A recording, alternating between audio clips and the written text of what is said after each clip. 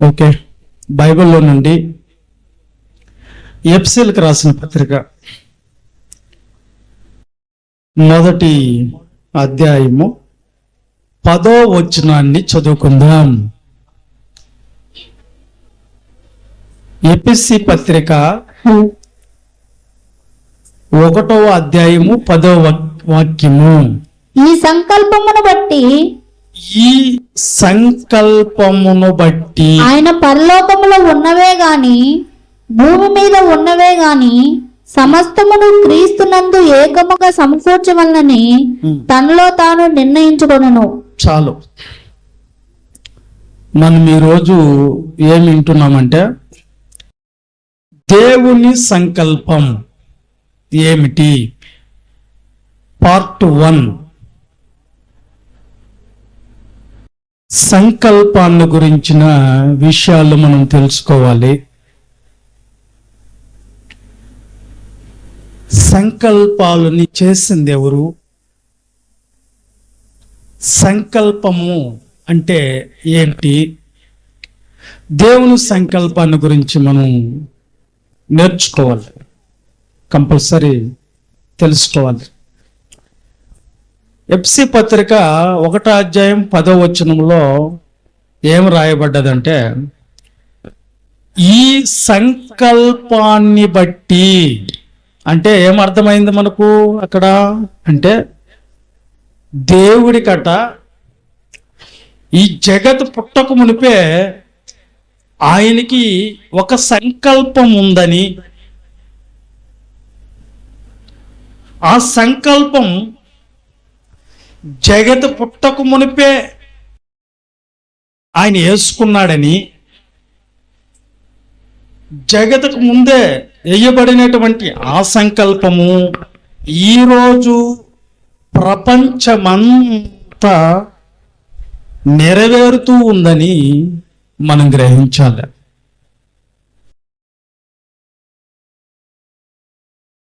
దేవుడికి సంకల్పం ఉంది. సంకల్పం అంటే దేవుడు నిర్ణయం తీసుకోవటం, దేవుడు యొక్క నిశ్చిత, లేకపోతే ఆయన యొక్క ప్రణాళిక, లేకపోతే ప్లాన్. సంకల్పం అనగానే ఆలోచన, దేవుని ఆలోచన అని అర్థం. ఎప్పుడుంది దేవునికి ఒక సంకల్పము, ఆయన ప్లాన్, ఆయన ప్రణాళిక, ఆయనకున్నటువంటి మరి నిర్ణయము ఎప్పుడు తీసుకున్నాడంటే, ఈ జగత్ పుట్టక మునుపు, ఈ భూమి పుట్టక మునుపు, ఆకాశాల పుట్టక మునుపు, లోకాలు పుట్టక మునుపు, లోకాలలో ఉన్న మనం పుట్టక మునుపు, సకల జీవరాశులు పుట్టక మునుపు, జలరాశులు పుట్టక మునుపు, సప్త సముద్రాలు పుట్టక మునుపు, పర్వతాలు పుట్టక మునుపు,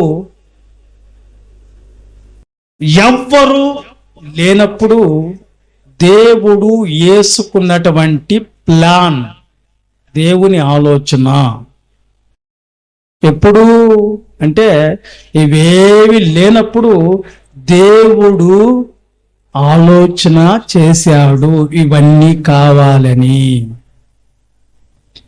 ఇవన్నీ కావాలని దేవుడు తీసుకున్న నిర్ణయం బట్టి ఈరోజు ఉన్న ప్రతి వస్తువు, ప్రతి మనిషి, ప్రతి లోకం ఉంది. ఇదంతా కూడా దేవుని ఆలోచన. ఈ సంకల్పాన్ని బట్టి వచ్చినారు ఈ భూమి మీదకి. ఎవరో ఆలోచన, ఎవరు నిర్ణయము, ఎవరు యొక్క ప్లాన్ ఇదంతా అంటే ఆ దేవాది దేవుడు ప్లాన్తోనే ఈ లోకాలన్నీ నడుస్తున్నాయి. అర్థమైందా? అర్థమవుతుందా? సంకల్పం అంటే దేవుడు తీసుకున్న నిర్ణయమును బట్టి, ఆయన నిర్ణయించుకున్న దాన్ని బట్టి ఈరోజు ప్రపంచాలన్నీ నడిపించబడుతున్నాయి. ఆయన అనుకున్నట్లుగా జరుగుతూ ఉన్నాయి. ఆయన అనుకున్నట్లుగా ఈ భూమి మీదకి వచ్చాము. ఇవన్నీ కూడా సంకల్పాలలో ఉన్నటువంటి భాగము, దేవుని యొక్క సంకల్పం. వచ్చిన ప్రతి వస్తువుకి పని లేకుండా దేవుడు పంపించలేదు. ప్రతి లోకానికి పని ఉంది, ప్రతి వస్తువుకు పని ఉంది, ప్రతి జీవరాశికి పని ఉంది, ప్రతి ఒక్కరికి పని ఉంది అనేది వాస్తవం అండి. ఏంటంటే ప్రణాళికలో భాగంగా ఆయన చెప్తాడు, ఊరకనే ఏది చేయలేదు, ఆయన దేన్ని సృష్టించలేదు, దేన్ని కలిగించలేదు, ఊరకే ఉండుటకు చేయలేదు ఆయన. ప్రతి దానికి ఇప్పుడు చూడండి, సర్పానికి ఒక పని ఉంది ఏదైనా తోటలో, దాని పని. మనిషికి ఒక పని ఉంది, చెట్టుకు ఒక పని ఉంది. అర్థమైందా? కాకి కూడా ఒక పని ఉంది. ఏం చేసింది కాకి? ఏలియను పోషించేదానికి రొట్టెలు తెచ్చింది. పావురానికి ఒక పని ఉంది. పావురం ఏం చేసింది? నోవాహు ఓడలో ఉండి నీళ్ళు ఆరిపోయా లేదో చూసేదానికి వెళ్ళింది. అంటే దాని పని నిమిత్తం ప్రతి దాన్ని దేవుడు ఈ భూమి మీదకి పంపించాడు, ఈ లోకాల్ని కలిగించాడు, సృజించాడు. ఇదంతా ఎవరిది? ఈ ఆలోచన, ఈ ప్రణాళిక, ఈ ప్లాన్ ఎవరిదంటే దేవాది దేవుని యొక్క ఆలోచనే ఇప్పుడంతా కూడా సంకల్పంగా నెరవేర్చబడుతూ ఉన్నాయి. ఇది ఎప్పుడు వేసుకున్నాడు ఆయన ప్లాన్ అంటే, ఈ లోకాలు ఏవి కలగనప్పుడు ఆయన ఏం చేసుకున్నాడంట? ప్లాన్ వేసుకున్నాడు. అర్థమైందా? ఈ ప్లాన్లో భాగంగా, ఈ సంకల్పంలో భాగంగా సంఘం గురించి ఒక సంకల్పం ఉంది, రక్షణను గురించి ఒక సంకల్పం ఉంది. అర్థమైందా? అన్ని పాత్రలు అనగానే అర్థమైందంటే వాళ్ళకి ఇచ్చినటువంటి పని. మనిషి పాత్ర ఏంటి? మనం చేయాలంచిన పాత్ర, మనం చేయాలంచిన పని ఉంది. అలాగే తండ్రి అయిన దేవునికి ఒక పాత్ర ఉంది, అలాగే కుమారుడైన యేసుక్రీస్తుకి ఒక పాత్ర ఉంది, అలాగే పరిశుద్ధాత్ముడు కూడా ఒక పాత్ర ఉంది. పాత్ర అనగానే పని అని అర్థం చేసుకోండి. వాళ్ళ పాత్రలు ఏందో మనకు తెలుసు కదా. యాకోబు పత్రిక 1:18 తండ్రి పాత్ర ఏంటి? తండ్రికి ఉన్నటువంటి పాత్ర ఏంటి? త్వరగా చదవాలి. యాకోబు పత్రిక 1:18 ఆయన తాను సృష్టించిన వాటిలో మనము ప్రథమ ఫలముగా ఉండునట్లు సత్యవాక్యము వలన మనలను తన సంకల్ప ప్రకారము కనెను. దేవుడు తన సంకల్పం ప్రకారంగా కనెను అంటే అర్థం ఏంటి? అంటే ఏం చేశాడంట తండ్రి? ఆయన వేసుకున్న ప్లాన్ ప్రకారంగానే మనం తప్పిపోయినప్పుడు, దేవునికి దూరం అయిపోయినప్పుడు, లేదా దేవుడు అనుకున్న ప్లాన్ ప్రకారంగానే తల్లి గర్భంలో నిన్ను నిర్మించి భూమి మీదకు పంపించి నిన్ను కన్నాను అని చెప్పేటువంటి పని ఎవరిది? తండ్రిది. సత్యం వాక్యం వల్ల మిమ్మల్ని ఏం చేశాడంట? కన్నాడు. అంటే ఆయన మనకేమవుతాడు? తండ్రి.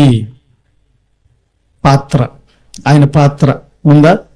మరి కొరింథీయులకు రాసిన 1 పత్రిక 5:20 క్రీస్తు ప్రభుల వారు ఏం చేస్తాడు?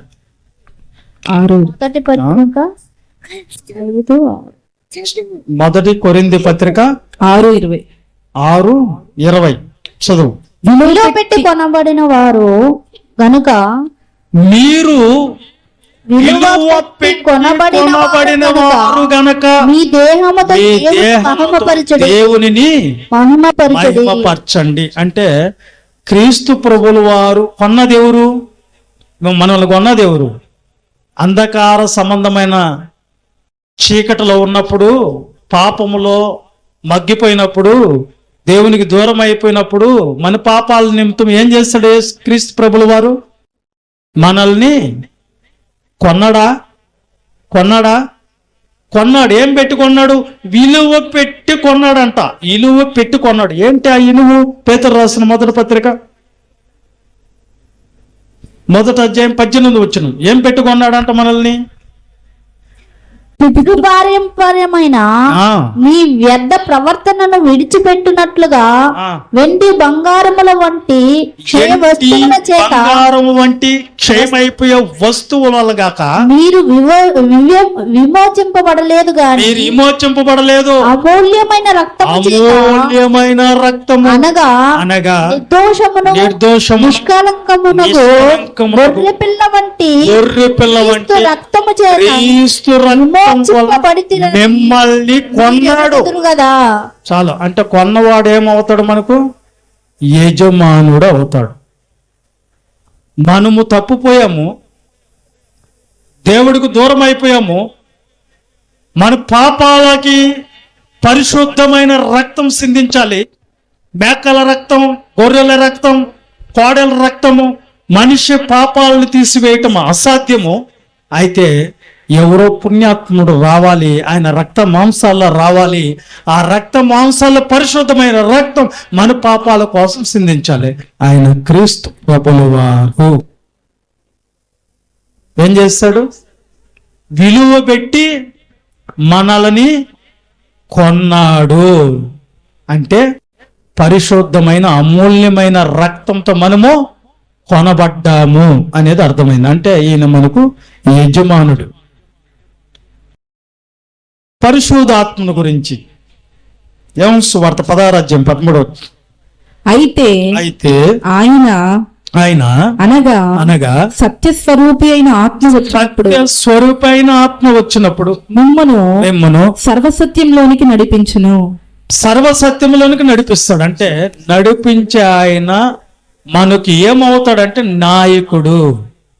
ఎవరైనా పరిశుద్ధాత్ముడు మనల్ని ఏం చేస్తాడు? మనలో ఉండి సత్య మార్గాలలో నడిపిస్తాడు. ఈయన పరిశుద్ధాత్ముడు. 3 పాత్రలు వాళ్ళ సంకల్పాల ప్రకారంగా, దేవుని సంకల్పాల ప్రకారంగా ఈ జరిగినాయి. అర్థమైందా? ఇప్పుడు మనం ఎఫెసీ పత్రిక 1:10 ఏం చదువుకున్నాం? ఈ సంకల్పాన్ని బట్టి ఇవన్నీ జరగాలి. ఇప్పుడు అదే ఎఫెసీ పత్రిక 1వ అధ్యాయం 8వ వచనం చదువుకుందాం. కాలము సంపూర్ణమైనప్పుడు, చూడండి, కాలము సంపూర్ణమైనప్పుడు జరగవలసిన ఏర్పాటును బట్టి ఆయన తన దయా సంకల్పము చొప్పున. ఆగండి. కాలము సంపూర్ణమైనప్పుడు ఏమైతే ఏ కాలంలో జరగాలో ఆ కాలములోనే దేవుడు చెప్పినట్లుగా జరుగుతాయి. మరలా ఆయన తన దయా సంకల్పము చొప్పున, మరలా ఫస్ట్ కాడి నుంచి, కాలము సంపూర్ణమైనప్పుడు, కాలము సంపూర్ణమైతేనే గాని దేవుడు ఏ కాలంలో ఏమి ప్లాన్ వేశాడో అది మనకి తెలియదు. కాలము సంపూర్ణం అవ్వాలి. జరగవలసిన ఏర్పాటు ఇదిగో ఈ కాలంలో ఇది జరగాలి, ఆ కాలంలో అది జరగాలి.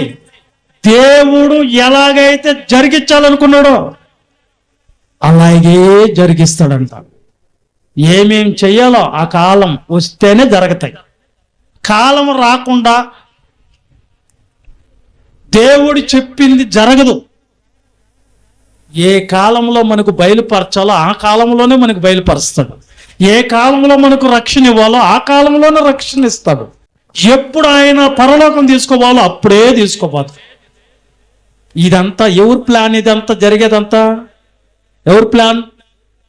దేవుని ప్లాన్నే ఏమంటున్నాం? సంకల్పం అంటున్నాం.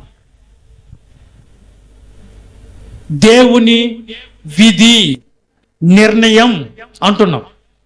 ఆయన విధి నిర్ణయం ఎప్పుడు ఏం జరగాలో ఆ కాలంలో ఏం జరగాలో దేవుడు అక్కడ రాసి పెట్టాడు. ఆ కాలంలో అది జరిగి తీరుతుంది. అర్థమైందా? క్రీస్తుని చంపేస్తే ఎవ్వరు ఆపలే, ఇంకా అందరూ ఇంక క్రీస్తుని వెంబడించరు అనుకున్నారు. ఆ రోజు దేవుడు ప్లాన్ ఏందో తెలుసా? క్రీస్తు ద్వారా ప్రపంచాలన్నీ కూడా మార్చబడతాయి, క్రీస్తు ప్రేమ రాజ్యముగా అవి సిద్ధపడతాయని దేవుడు సంకల్పించారు. ఆ సంకల్పాన్ని వాళ్ళ ముత్తాతలు కాదు తాతలు దిగి వచ్చిన ఎవ్వడు అడ్డుకోలేడు, ఆపలేడు. ఇది దేవుడు ఏర్పాటు చేసింది, దేవుడు ఏర్పాటు చేసింది. ఎవరు ఆపలేరు దాన్ని. ఆయన నిర్ణయిస్తే, ఆయన కార్యము చేసేదానికి పూనుకుంటే దాన్ని అడ్డుకునేవాడేవాడు, ఆ కార్యానికి అడ్డుపడేవాడేవాడు. ఎవ్వరు అడ్డుకోలేరు. ఇది దేవుడు ప్లాన్, సంకల్పం. మనం రక్షించబడాలి, మనం ప్రభు దగ్గరకు రావాలి అని దేవుడు తీర్మానిస్తే ఎవ్వరు అడ్డుకున్నా అది ఆగదు. ప్లాన్, దేవుడి ప్లాన్. నెక్స్ట్, ఆయన దయా సంకల్పము చొప్పున, దయా సంకల్పం అంటది. ఏం సంకల్పం అంట? కోపముతోను క్రోధముతో కలిగింది కాదు. ఆయనకి ఏముందంట? ఆ సంకల్పంలో ఏముంది? దయ ఉంది. ఏముందంట? దయ ఉందంట. దయ. ఆ సంకల్పం ఆయన చేసేటప్పుడే దయతో చేశాడు. వింటున్నారా? దయతో చేశాడు సంకల్పం. ఆయన ప్లాన్ అంతా కూడా దయ కలిగింది, కానీ వీర్షతోనూ పగతోనూ కక్షతోనూ కోపముతోనూ క్రోధంతోనూ చేసింది కాదు. అది ఆయన దయా సంకల్పం చొప్పున తన చిత్తమును గురించిన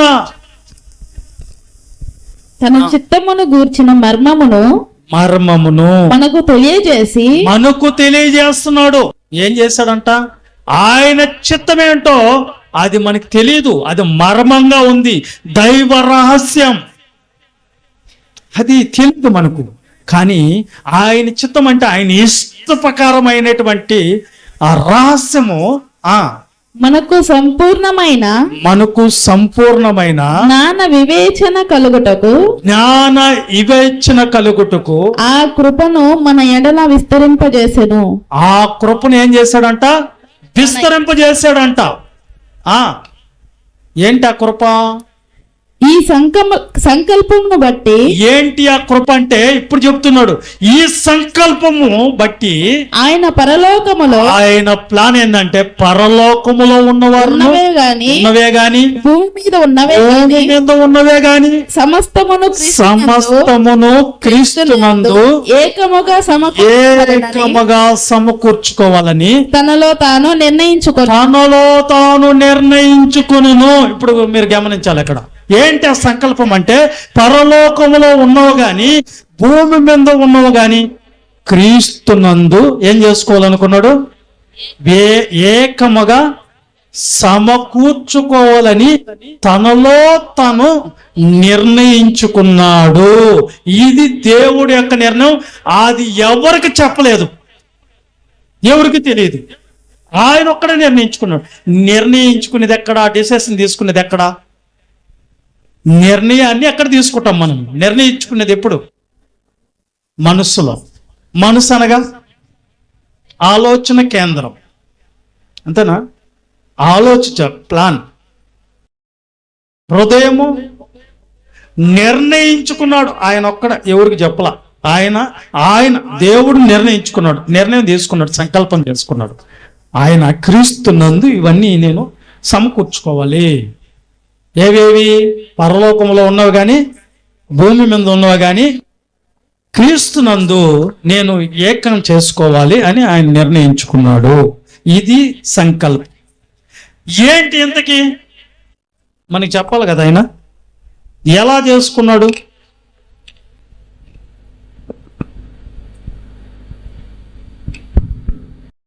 ఎందుకు చెప్పలేదు? ఆయన నిర్ణయించుకుంటే మనకి ఎట్ట తెలుస్తుంది? ఆయనలో నేను నిర్ణయం తీసుకుంటే మీకు తెలుస్తుందా? తెలియదు కదా. అలాగే ఆయనలో ఆయన నిర్ణయం తీసుకున్నాడు, ఎవరికి చెప్పలేదంట. ఎందుకు చెప్పలేదు? ఏంటి కారణం? ఆయన కాలం వస్తే గానీ అవి బయట పెట్టడు. ఏ కాలంలో ఏం చెప్పాలో, ఏ కాలంలో ఏం జరగాలో, ఏ కాలంలో ఏం చేయాలో దేవుడు వశం. ఇది సంకల్పం. అర్థమవుతుంది మీకు? అర్థమవుతుందా? అర్థమవుతుందా? చెప్పలేదు. ఆయన నిర్ణయించుకున్నట్టు చెప్పలేదు. ఎందుకు చెప్పలేదు? ఏంటి కారణము? ఏదో నిర్ణయం తీసుకుని క్రీస్తునందు నేను ఇవన్నీ కూడా నేను సమకూర్చుకోవాలనుకున్నాడు, నిర్ణయం తీసుకున్నాడు. ఎవరికి చెప్పలేదు? ఎందుకు చెప్పలేదు? ఎందుకు చెప్పలేదు? కొరింథీయులకు రాసిన పత్రిక ఆన్సర్ చూద్దాం. కొరింథీయులకు రాసిన పత్రిక, మొదటి పత్రిక 2వ అధ్యాయం 6వ వచనం. పరిపూర్ణులైన వారి బాగేనండి. కొరింథీ మొదటి పత్రిక 2వ అధ్యాయం 6వ వచనం. పరిపూర్ణులైన వారి మధ్య జ్ఞానమును జ్ఞానమును బోధించుచున్నాం. అది ఈ లోక జ్ఞానము కాదు, అది ఈ లోక జ్ఞానం కాదు. నిరర్ధకులై పోవచ్చున్నా, నిరర్ధకులంటే అర్థము లేకుండా పోతున్నా ఈ లోకాధికారుల జ్ఞానమైనటువంటి వారి జ్ఞానం కాదది. దేవుని జ్ఞానము, దేవుని మర్మమైనట్టుగా మర్మమైనట్టు బోధిస్తున్నాం మీకు. ఏంది మర్మం? అది ఆయన నిర్ణయం తీసుకున్నది, ఇప్పుడు వీళ్ళు బోధిస్తున్నారు. ఇక్కడ మర్మం ఏంటి? ఏంటి ఆ మరణం? ఎందుకు తీసుకున్నావా? ఏంటి నీ నిర్ణయం ఏంటి? అది దైవ రహస్యం ఏంటి? అసలు ఏం నిర్ణయం తీసుకున్నావు నువ్వు? అక్కడ ఎందుకు చెప్పలేదు? ఈ జ్ఞానం మరుగై ఉన్నది. ఏం చెప్తున్నా అంటే ఆయన తీసుకున్నటువంటి డిసిషన్ మరుగై ఉన్నింది. అప్పుడు మరుగై ఉన్నది. అది మీకు పరిపూర్ణులైన వారి మధ్య మేము జ్ఞానాన్ని చెప్తున్నాం. ఆ జ్ఞానము ఈ లోకాధికారులు లాంటిది కాదు. మనం అనుకుంటాం ఈ లోకంలో ఉన్న వాళ్ళందరూ జ్ఞానులని. అది కాదు జ్ఞానం. అది మర్మమై ఉన్నది. ఆ మర్మాన్ని ఇప్పుడు ఇప్పుతాడు. ఏంటి ఆ మర్మం?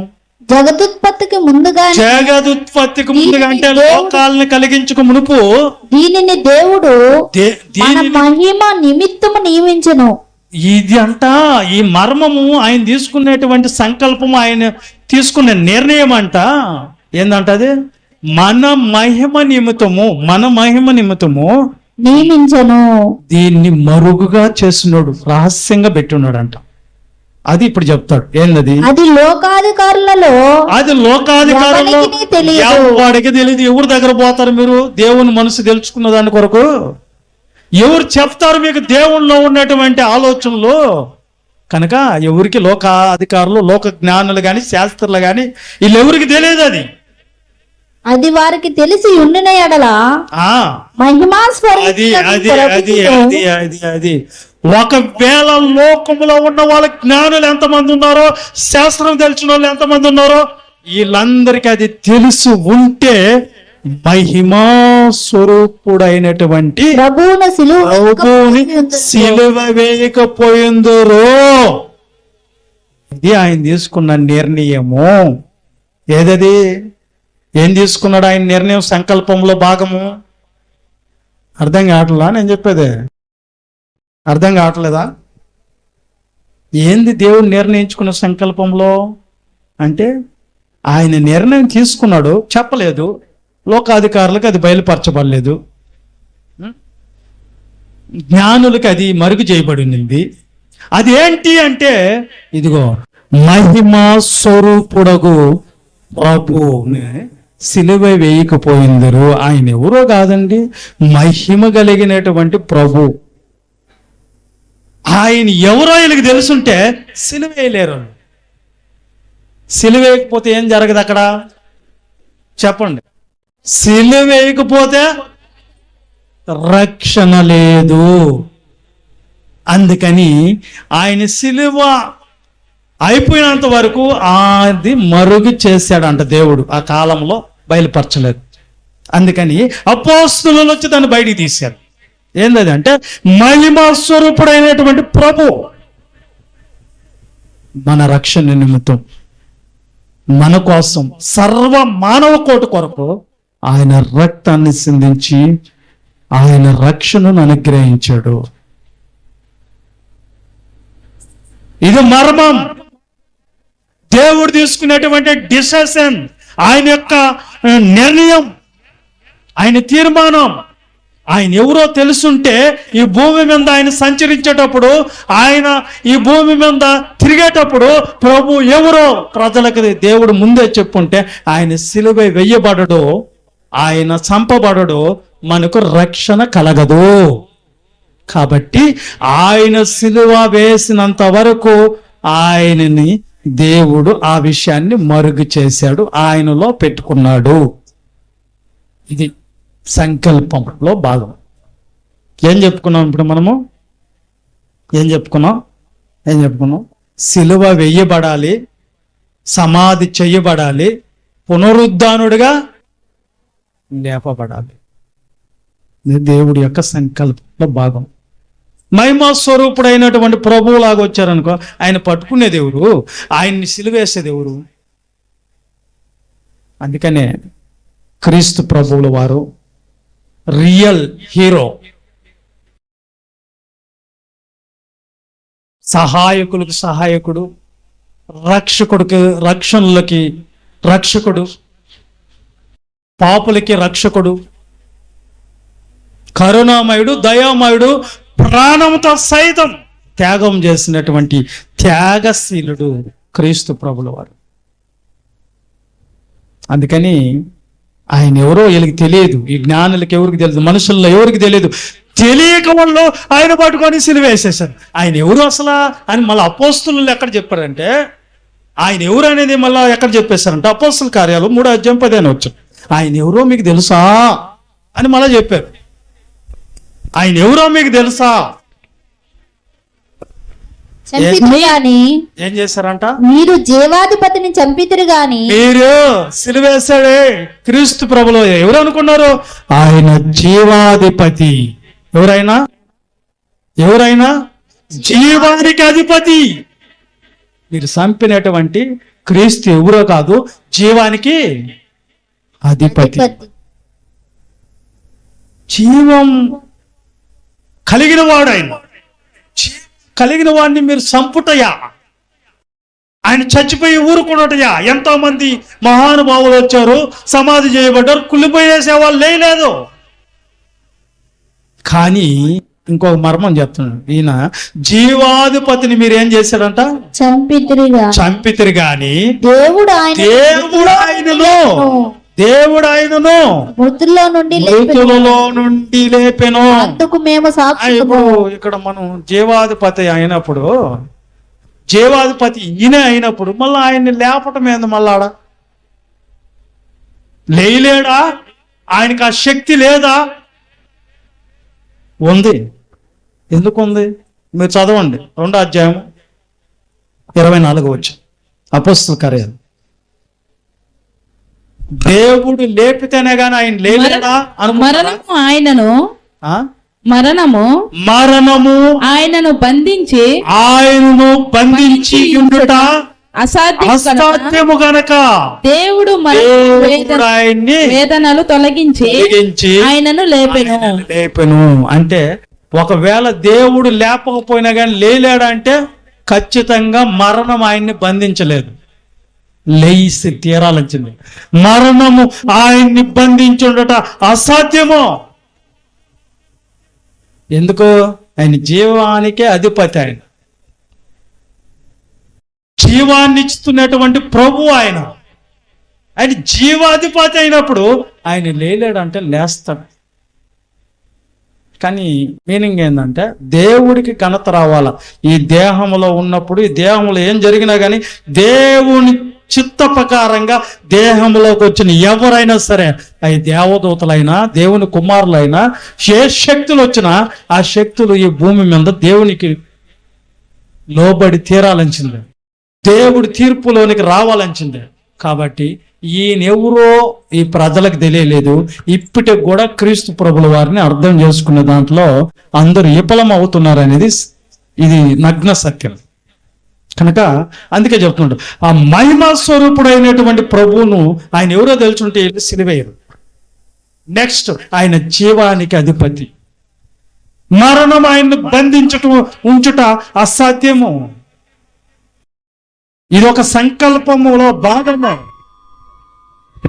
ఏం చేస్తున్నారు?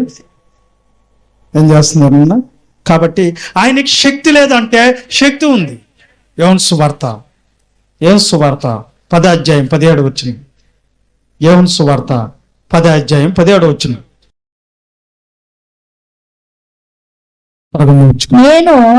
నేను దాని మరలా తీసుకొనున్నట్లు నేను దానిని మరలా తీసుకున్నట్లు నా ప్రాణం నా పెట్టుచున్నాను. ప్రాణాన్ని పెడుతున్నాను. వలనే ఇందువలననే నా తండ్రి ప్రేమించుచున్నాడు. నన్ను ప్రేమించుచున్నాడు.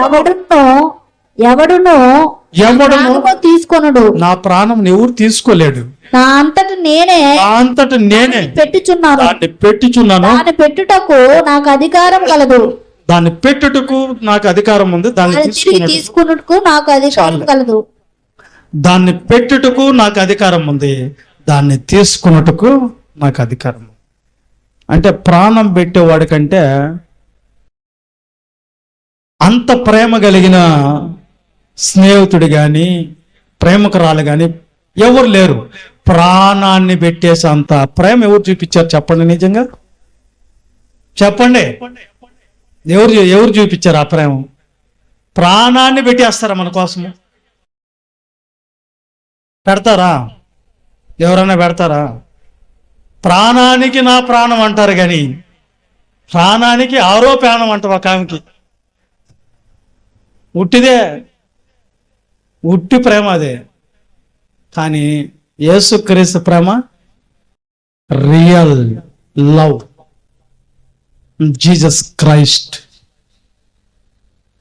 అందుకే ఇది ప్రణాళికలో భాగంగా దేవుడు నిర్ణయించుకున్నాడు.